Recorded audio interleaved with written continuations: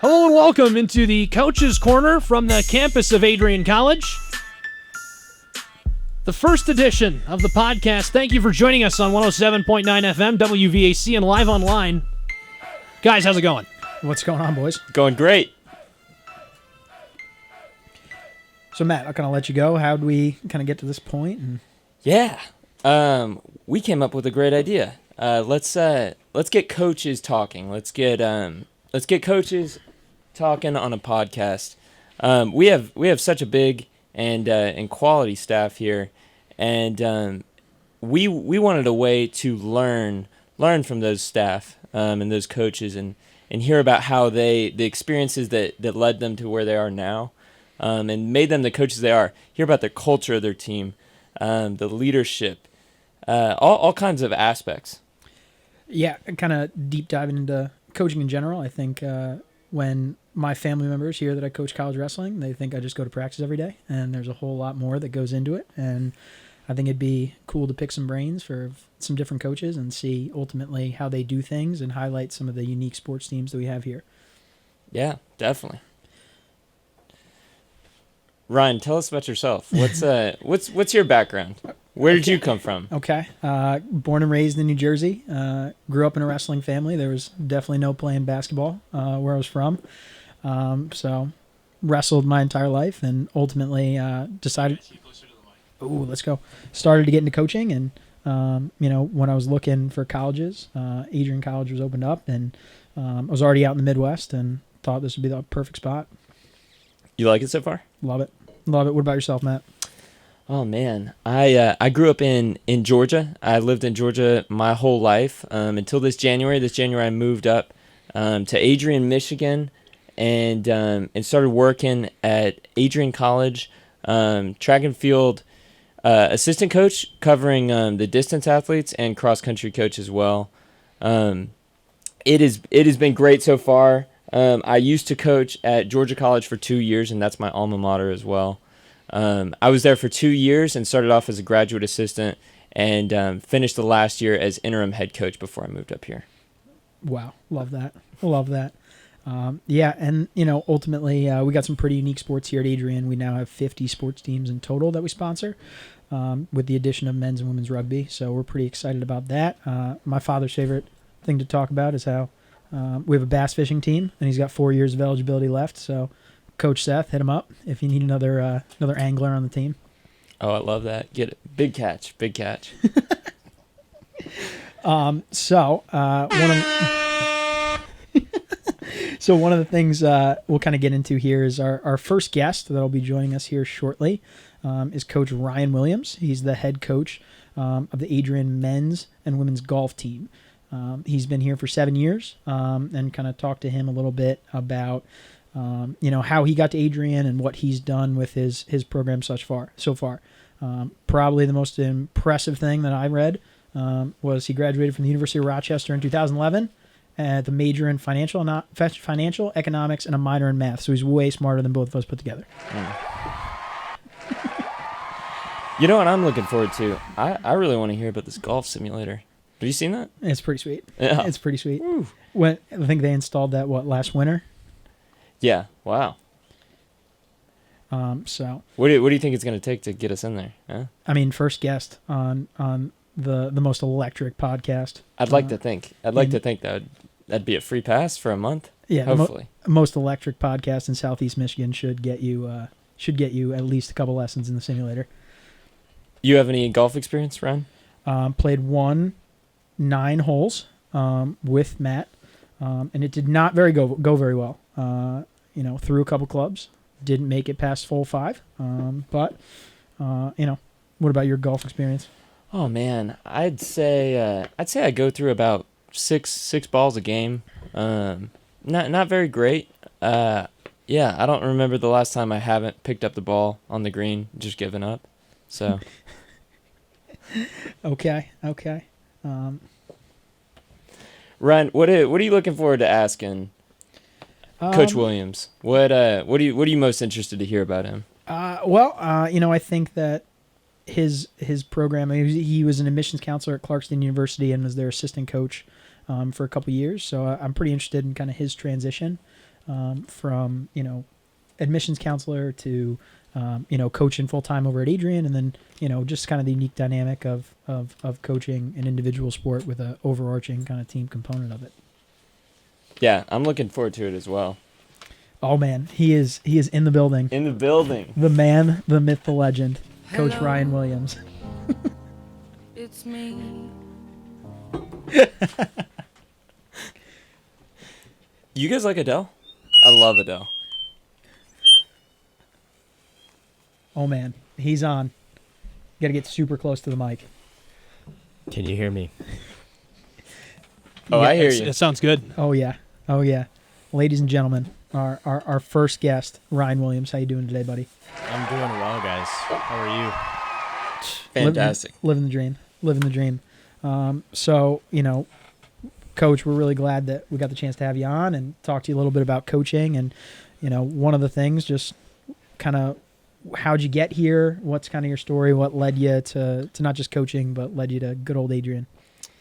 Yeah, absolutely. Well, just to start, thank you very much for inviting me on. I really appreciate it. I think what you guys are doing here is really good, and I think having some coaches from Adrian College on here telling their story is going to be a really good thing. So I'm excited to be the first guest. Oh, yeah. Yeah, just to answer your question, so I got here to Adrian 7 years ago. I guess my journey started in Potsdam, New York. That's where I was born and raised. I went to high school in Potsdam. It's a small town in upstate New York. I went to University of Rochester for my college days. I studied financial economics at Rochester. I played golf at Rochester. Golf was one of the biggest reasons why I chose Rochester as the school I went to. Had a really good experience there for 4 years.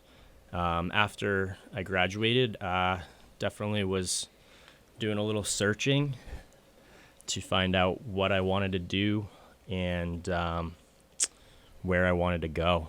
I was lucky enough to get a job in admissions at Clarkson University, which is in my hometown in upstate New York. I worked there for 2 years, and I got involved with their golf program there. I was a volunteer assistant while I was there, helping out the team, kind of figuring out what coaching was really like. As a player, you don't necessarily really understand what coaches do on a day-to-day basis. So I got to learn and see what coaches do and what I liked about it and what I, thought I might enjoy. Yeah. So from there, I began looking for coaching jobs. The job at Adrian actually was presented to me by the coach I was working for at Clarkson University. His name's Bill Bergen. He's the lacrosse coach as well as the golf coach up there. The lacrosse coach here at Adrian College at the time came from Clarkson. He actually grew up 10 minutes away from where I grew up. So there was a little bit of a Northern New York connection here. And that's how I ended up coming out to Adrian when I got hired in the summer of 2013. So No way. Yeah, 2 years after I graduated from college, I had a head coaching job and really didn't know what I was getting into. So tell us, you've been to a couple different places. You've seen a couple different programs. When you look at the coach that you are today, what have you taken from these other programs the most? What have you taken from Clarkston? What have you taken from the program you played at Rochester? Yeah, those were really all I knew as far as how programs were run, what coaches did day to day in practice. And I took a lot of the approach that I saw from my coach at Rochester and kind of implemented it here. I took a lot of the things I learned in admissions at Clarkson when it came to recruiting and my recruiting approach and how I went about getting kids to come here to Adrian. It was really good experience to be able to work in admissions before getting here, to understand what it took to recruit, how much hard work you have to put in to get kids to decide to come play for you, decide to come to the school that you're recruiting them to. So those were big as far as kind of building blocks for me when I got here. And, it wasn't until a couple years into my coaching career here that I realized that I still had a lot to learn, and that, as once you get your first coaching job, you're not a finished product. You're not someone that's expected to know how to do everything and be able to do everything the right way right away. There was a lot of experiences here that I took advantage of, deeper into my career that I've realized have helped get me to where I am today, and to start building a program and start making progress toward bigger goals than what I really saw on a day-to-day basis my first couple years here. So I think you made a really important kind of point there about, I think complacency, like in all aspects of life, but in coaching specifically, are a big kind of, can derail momentum, and staying that you can always get better, and having that kind of growth mindset, I think, is super important. But, so is this something like, did you always know that you wanted to be a coach, or something you kind of fell into and found that passion out a little bit later? That's a great question, and I would be lying to you if I knew that I wanted to be a coach my whole life. I think you guys probably realize that too. Yes, sir. Yeah, exactly. When you're choosing a college and you're choosing a major and things like that, you think you're choosing your career. When you're 17 years old, when you're 18, 19, you think, when I chose financial economics, I thought I was going to be working on Wall Street one day, living in New York City, being an investment banker. That didn't. Bet you guys run a tight budget over there in golf, huh? Yeah, exactly. So it definitely wasn't my path. From the first day I stepped onto campus at Rochester through, working at admissions at Clarkson, and then even the first few years here, I really enjoyed my job, but I didn't know if this was, my career by any means. And it wasn't until I realized, you don't have to know everything, and you don't have to be the best coach ever, day one of your job, and you have a lot of opportunities to grow. And that's the biggest thing I've enjoyed about the career path I'm on right now, is being able to take advantage of developing my coaching approach, developing my recruiting approach, learning more about the game of golf, learning more about how to develop kids and teach them to get better, and different ways, and then different ways to build a program and a team, and approach practice and development and all of those things in different ways every day. So, yeah. I love that growth mindset, and that's a part of the reason we're doing this podcast is because we want to grow as well. There it is. So can you take us back to kind of the start of when you got here, and talk about the core values that you wanted to build the team off of, and then kind of how that's developed into what the core values are now and what that looks like on your team. Absolutely. Teams, I should say. Yeah. I mean, I think as a student athlete, and then when you're given the opportunity to coach teams, to run a program, you have very idealistic values and core values that you're thinking of. You want to bring kids in that want to do well on the golf course. Your first thought is to win championships 100%. You think you're going to come in here and be the savior and the difference maker right away. So winning was a big thing when I first got here. I thought, that was the biggest priority that I would have as a coach. The other, obviously it was to have a 4.0 team GPA as well.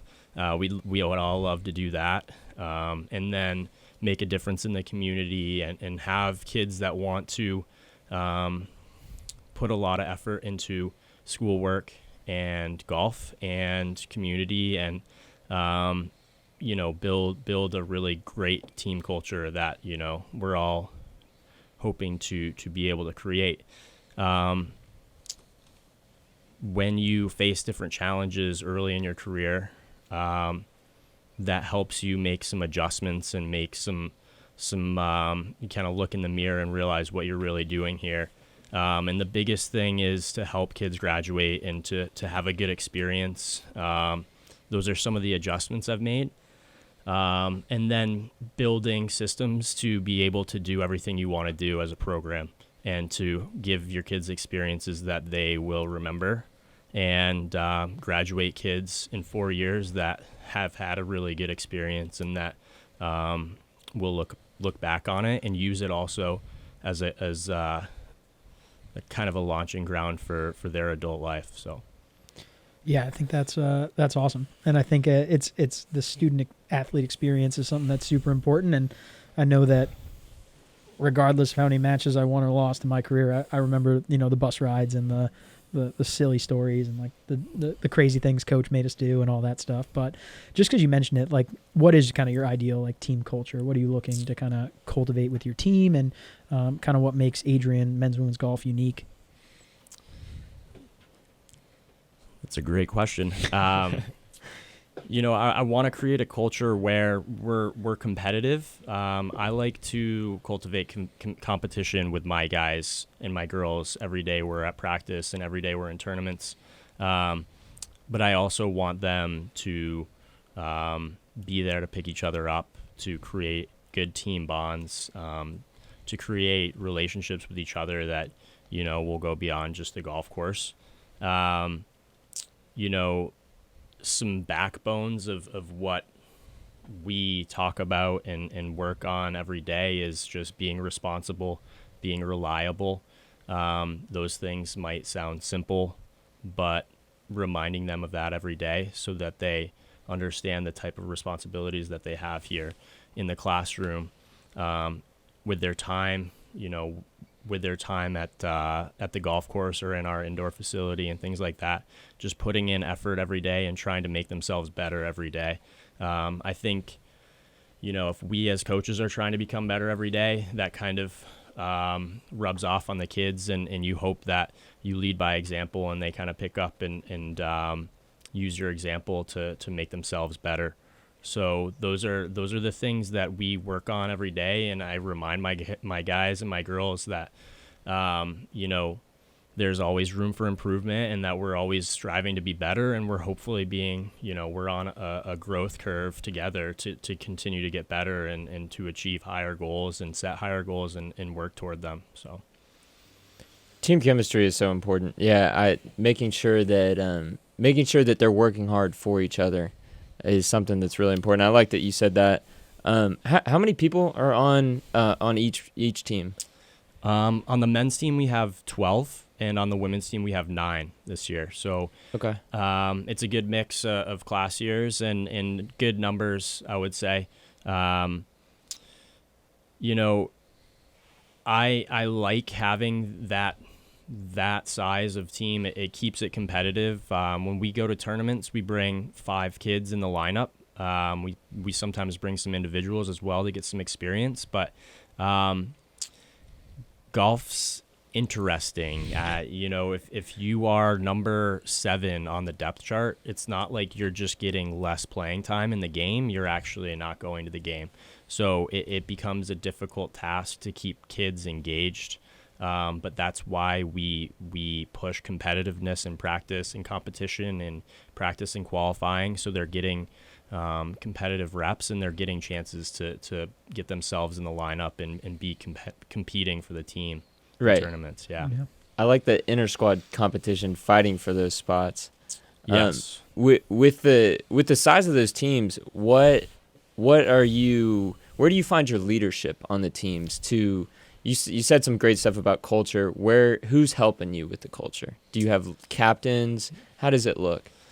Yeah, I honestly, you find leadership in many different areas on the team, and leaders in different ways for different things, which is always good. Our senior group is a group of leaders that I rely on heavily with 2 teams and me running the show for both of them. It's important to have really good leaders on the team. And we have kids that step onto campus freshman year that kind of pick things up if I need it. But for the most part, kind of leadership is just developed through being with the team for multiple years, kind of looking what I expect, understanding what I expect, and then leading by example. We don't have a lot of loud voices. We have a lot of kids that do the right thing that I can point at when I need to, and when I'm talking with the rest of the team. So That's awesome. I'm not someone that's Matt and I talked about it, the most experienced golfer, but I do watch Master Sunday. But it's coming up. yeah, when you look at great golfers, their mental toughness is almost unparalleled in the sense that they seem never rattled. Is that something that you can try to build, or is that something you kind of look for in the recruiting process and try to identify those kids? Yeah, that's a great question. It's funny when you watch and what you think you see on the surface, but if you talk to those guys you see on Masters Sunday, what's kind of going on under the surface is a lot of emotion, a lot of nerves, anxiety, all those things. Yeah. And just being able to kind of keep those down. It's hard work.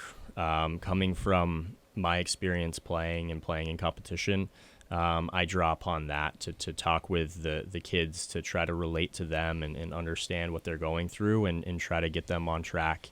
Mental toughness is something that we work on day in and day out. And it's also, it comes from being more oriented to processes rather than results. And that's something that, I talk about with kids on a regular basis. If you're worried about the process rather than the result of any given shot, you're focusing on what you need to pay attention to, what you're trying to accomplish, rather than the end point of any given shot. There's going to be a lot of obstacles out there between you and the golf hole. You need to assess those and not think about them, but understand and strategize. And that's kind of what we've taken on as approach as far as easing nerves, as far as avoiding serious nerves and anxiety, and looking at the things that you can kind of distract from those things to be focusing on. So Yeah, and as a cross country coach, we deal with a lot of mental toughness as well. And being an outdoor sport too, I feel like I'm constantly having to tell them that everyone has to deal with the same weather, has to deal with the same course, has to deal with the same external factors. How do you approach that from a mental toughness standpoint? Yeah, I mean, that's basically it right there, right? It's all relative. A result one day on a course one day, dependent on the conditions, could be completely different the next day, right? So you have to understand that going through struggles in certain situations, that there's a lot of other people going through those same struggles. It's typically the people that deal with those struggles the best that win. And it's a constant battle, and it's a constant, reminding kids of that. So I think that's something very relatable in golf. And it's something that you're going to kind of continue to keep saying. So, yeah. And it seems like, golf, like, a bunch of other sports, but you seem to compete over the course of multiple days within a specific tournament. How does that, that mental toughness and some of the things, the mentality that we've been talking about, how does that either change or you try to remain the same over the course of multiple day competitions? Yeah. I mean, I think that's something that you have to assess day to day. Sometimes your goals might change in a tournament depending on day one results, and setting goals that you can go out there and accomplish. Goal setting is huge. I mean, being realistic about them and looking at what it takes is going to kind of set the tone as far as a day-to-day basis in tournaments and throughout a season as well. So Yeah. And then, one of the things that I think all three of us have in common with, the three sports that we get to coach is you have an individual sport with an overall team component. And, how do you balance that with kind of your team culture and like what you do with your team, having that individual focus with a, overall team component to it? Yeah, it's a tough balance. I mean, the nice thing about golf is that you can go have individual accomplishments as well as team accomplishments. So, it's a multifaceted goal out there. Kids are trying to win the tournament as an individual. We want that. But we also, it's a day-to-day thing, whether, you're approaching a kid on the course that we're asking him just to hold it together and grind so that we can post a team score versus, hey, you're close to the lead. Let's go get it. Let's go make some birdies. Let's stay aggressive and keep your head and keep doing what you're doing.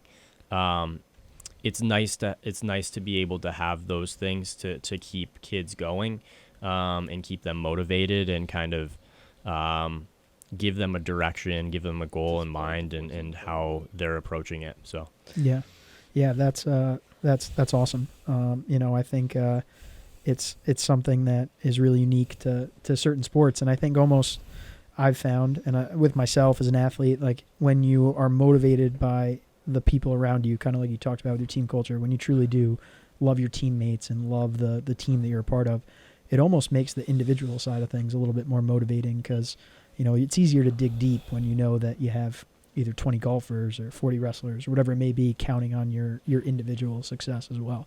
Absolutely. It goes a little bit back to, the responsibility and reliability core values. You want to be reliable for your teammates. You want to be someone that your teammates look at, that they know you're leaving it all out there. You're putting your full effort in. You're not giving up, because everyone has struggles any given day. Everyone goes through struggles throughout a season, and you want to be able to be the guy at the end of the season that knows that in any given situation, your teammates can rely on you to do your best.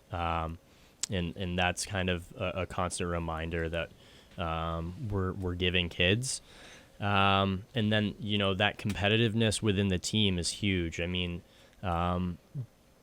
it's a good and bad thing. I think that, you might be the most competitive with your teammates than any given person that you're playing against any day.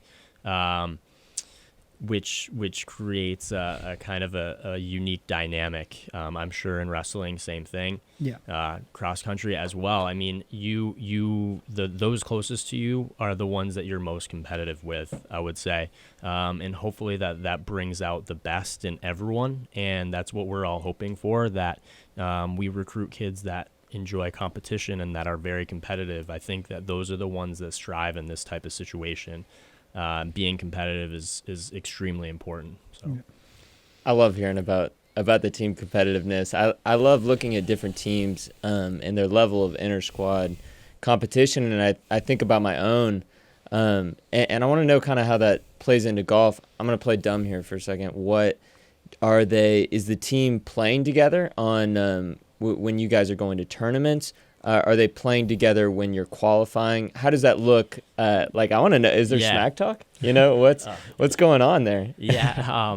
I think there definitely is a little bit of smack talk when we're playing, especially in practice. When it's practice and it's not necessarily as serious, and it might not be as competitive, there's a lot of back and forth and kind of contrived competitiveness in those situations. In qualifying, it's a little bit more serious because you're playing for spots in the lineup, and those spots are probably the biggest prize out there as far as our season's concerned. Some of our qualifying rounds is maybe the most pressure type of golf that guys are going to play because they're trying to get in the lineup to be able to compete with the team. In qualifying, they're playing with their teammates, and they are very competitive, and it's very serious golf out there. In tournaments, they're playing with kids from other schools. So you're playing in pretty like proximity with your team. You're all kind of stacked in consecutive holes, so you see your teammates. In that situation, it's more of a support. It's more of a go get it for the team, kind of post a good score, go save as many shots. If you're playing better than me, I want you to keep going low.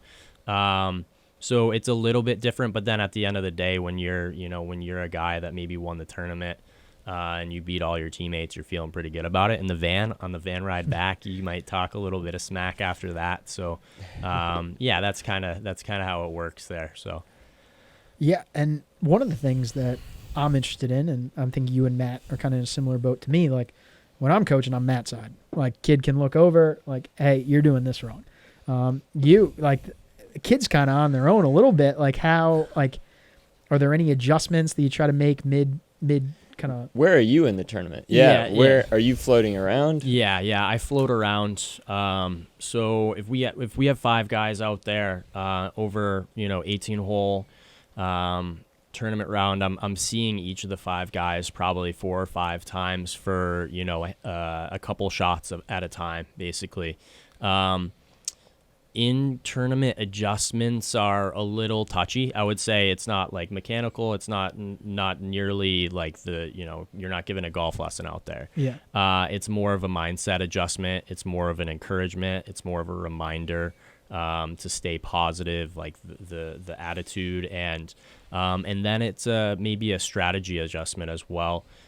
Picking targets out, reminding them to be very precise with the targets they're picking, reminding them of the type of, positioning we want to be in on certain holes and what clubs to hit and those things. That's pretty much the coaching I'm doing on the golf course.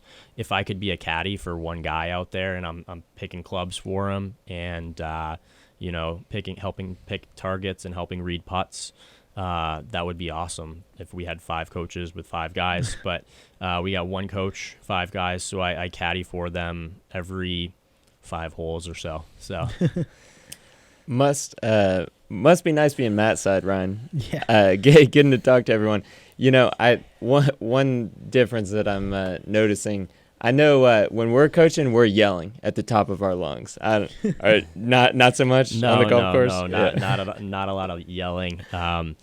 Hopefully, we're not getting in too many arguments with the guys out there on the course. But Right. no, mostly I have to keep myself pretty level. It's more about being kind of a calming presence out there for them in our situation, rather than kind of a pickup and get them going presence. So. Yeah, for sure. Now that kind of, so with the golf simulator, I'm sure that's kind of affected your off season with your teams now. Sometimes Michigan winter is probably not the most ideal time to go out and hit some golf balls. Yeah. So what kind of do you focus on in the off season with your teams? Like, is there a lot of strength and conditioning, or is it more just like, hey, we're gonna hit some balls? Yeah, I mean, it's definitely multifaceted. I think all of us try to hit on pretty much every piece of our sport that we can in the off season, and the difficulty is the limited number of weeks and time we get with them. So when we're off, it's a lot of encouraging and reminding them that the indoor center is there for them to use. And it's really a lot of teaching as well. So I'm teaching them what they're getting out of the indoor center when they're in there, understanding kind of what you're getting for feedback from the launch monitor, whether it's club data or ball data, and how to use that to make themselves better, how to use that to understand the golf swing further, and use that to make themselves a more solid player. From a fitness standpoint, we have workouts that we do 4 days a week, and going back to the leadership on our teams, typically I rely on some seniors to run team workouts for kids. So we do an educational portion at the end of our fall season, so kids know what they're doing, how to do the lifts, how to do our mobility, our core workouts, and understanding why we're doing that. And how it's going to help them. So hopefully, over those, November, December, January months, they're getting better physically in the gym, and they're getting better mechanically in the indoor center. And then also, it kind of comes from, wrap up meetings in the fall, talking with kids, setting goals and kind of making plans for them as far as what they can do to become a better golfer. And there's a lot of mental side of it too. So learning more about the strategy of the game, understanding where I'm coming from when I try to go over course management and picking targets and things like that, so that they can get more and more independent out there on the golf course, so they understand kind of they're an extension of what my thought processes are on the golf course. So we're doing some of that in the off season as well.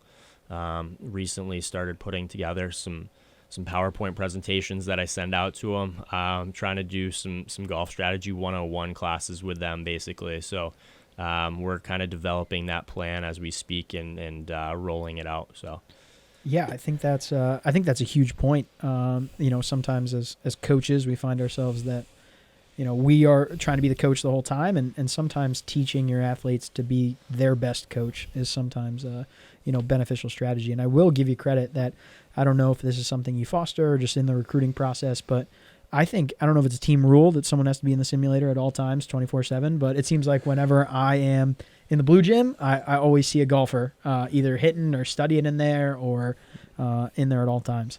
Are you sure it wasn't me in there? Because I'm in there hitting quite a few shots myself. So, but well, yeah, that's really good to hear. We designed the indoor center to be a welcoming place for them, to be their team room, their clubhouse. That's kind of where the center of our culture is developed right there. We have an Xbox in there, so we have a TV that they can watch. We have some study areas, and then the kind of the centerpiece is the simulator, and it's a lot of fun to play golf on. So I'm glad you're seeing some kids in there. It's a good thing. Oh, I love that. Is this the first time you've ever had a chance to work with the simulator so up close? Work with a simulator? I mean, from time to time in the past, I've gone and hit on simulators. I practiced in areas with simulators. This is the first time I'm kind of running the show with it, though. So I don't have a lot of golf coaches might have a PGA professional teaching background where, they go through school to become a teaching pro. I don't have that type of background. My background is more competitive. So I'm learning a little bit with them as far as what we're getting out of our launch monitor, out of our flight scope. It's been a lot of fun. I'm learning a lot, and it's really helped me develop my game as well. My ball striking's gotten a lot better, which is nice. And I hope the guys see that, the kids see that, the girls see what you can do on it. And basically, it's just teaching them what they're getting out of it and what they put in and how to use those things to make themselves better. Feedback is always good. Feedback is what we use to make change and to make positive change. So just reminding them, to pay attention to that feedback, to keep your eyes open to those small details and things. And that indoor center has put that learning curve on a whole new level. So it's been really nice. And I love what you said a little before about how the indoor center is kind of the center of your team culture. I really like that. I picture everyone going in there and having a good time, being serious, but also having fun with it, Absolutely. Yeah. That indoor center has been a big part of my life for the last 4 years. It's been an unbelievable project to work on, and it's a huge blessing to have that for the program, and it's been really fun. I was very intentional with what we have in there to be able to kind of create those types of environments. And I think it turned out really good, and I'm really pleased with the way it's turning out for the teams as well. Yeah, that's awesome. Yeah. And speaking a little on that culture, I coach men and women, and I'm wondering, coming from a person that coaches men and women as well, how you balance those two, how the culture looks. Is it we're one program and two teams? How does that look from a coaching perspective? That's a really good question, and it's funny because you look across different sports and it's very different. And I would look at the track team here and think that that's all one team almost. And that's not necessarily exactly what we have. I would say it's a little bit of a hybrid of that. They're definitely two different teams. Those two groups are a lot closer with their individual group than they are as one big group, but we do things together as a program as well. I refer to us as a program for sure. But I think if you ask the boys team and the girls team, they're a little bit more in line with being the girls team and the boys team rather than, one big golf team. You know what I'm saying? Yeah, it sounds like you have a really nice balance between the two. Yeah, and balance is the best word. As well as I do, the balance is so important there. And it takes some time to figure out, and it's been a learning experience to be able to balance those two things and do them both really well. So I'm still getting there. I still have a lot to improve on, and I think I've made a lot of strides though since my first day on campus. So all I'm hearing is Joe Van Giesen watch out in the coaches golf league next summer. Ryan Williams is coming. I actually already won that one year, so I've I already have that under my belt. So Tell me Joe doesn't clean up in the coaches golf. Every time I see Joe Van Giesen, I can just hear the music. It's rising up. Wow, here comes JVG. That's giving me chills right now. It's coming up in a week. Can't wait. All I'm hearing is Ryan Williams, been there, done that, got the T-shirt. Ryan, are you wearing red on Sundays? Is that? I'm not the guy that wears red. I respect Tiger a ton. Okay. And he's the greatest of all time for sure. But I'm not a huge Tiger backer by any means. I get you. Yeah. Gotcha. Yeah. Still for Joe. It's all for Joe. All for Joe. It's all for Joe. Gotcha, man. Gotcha. So one thing on the non-coaches list, what do you have any book or podcast recommendations to kind of your fellow coaches at Adrian, anything that you read that has helped you? Yeah, that's a question I saw on the list earlier that made me really think. It made me a little bit nervous, so I kind of went back into the bank and thought of a couple. First of all, I think balance is really important. So podcasts that I listen to are more in tune with entertainment and sports and things like that. I listen to a podcast called No Laying Up. It's a golf podcast. They also do a lot of video content that shows they travel around playing golf courses, things like that. That's my favorite golf podcast. Love it.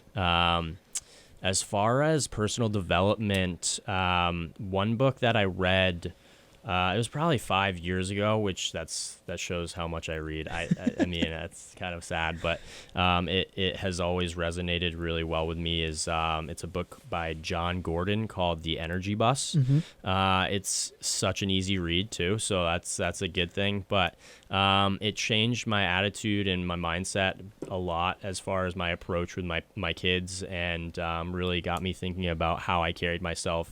And being positive all the time and trying to be someone that exudes positivity and tries to, relay that to the kids. And it really kind of shows you how important your attitude is, and it makes you think about, how you carry yourself and how positive you are. So The Energy Bus is a high recommend for sure. Love that. That sounds great. Yeah. I need to start reading. So on that note a little, is there any are there any coaches that you've had in your life, or just maybe that you can watch that are a big influence on you? I personally, I'm someone that I love seeing coaches in other sports and I think about how that can carry over into my sport. I love Greg Popovich, Bill Belichick. Like, how can I take what they're saying and apply that to my sport? Do you have anybody in real life or just coaches that you might watch on TV that you admire and get a lot from?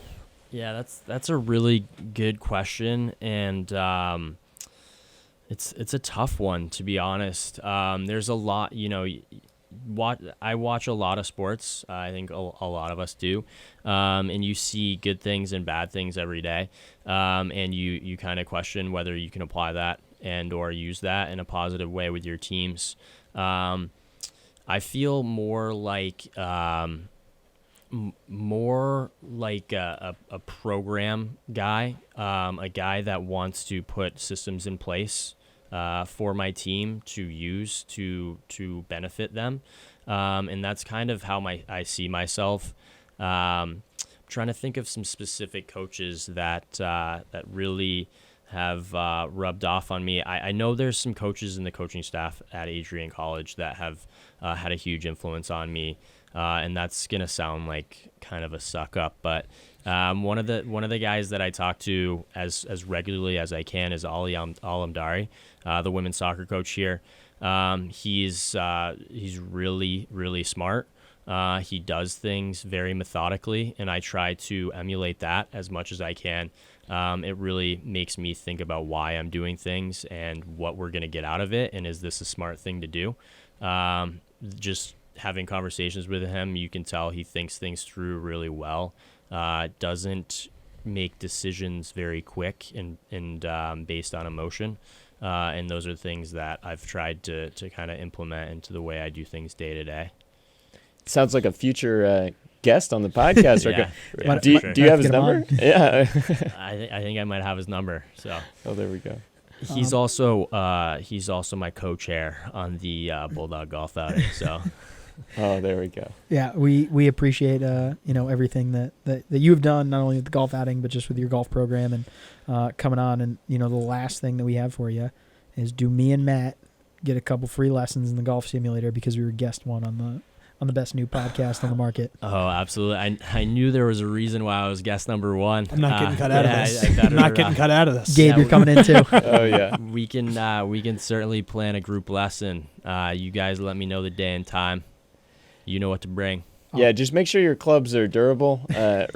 Ryan here's got quite a temper on the golf course. So. Yeah, a little bit. I'll share my Google Calendar with Coach Bill Schindel, and we'll see if he'll let me out. Yeah, I actually have a rule that you can't get mad in the indoor center. It's just too much stuff that you can break, so you got to be really careful. You might be going on this lesson by yourself.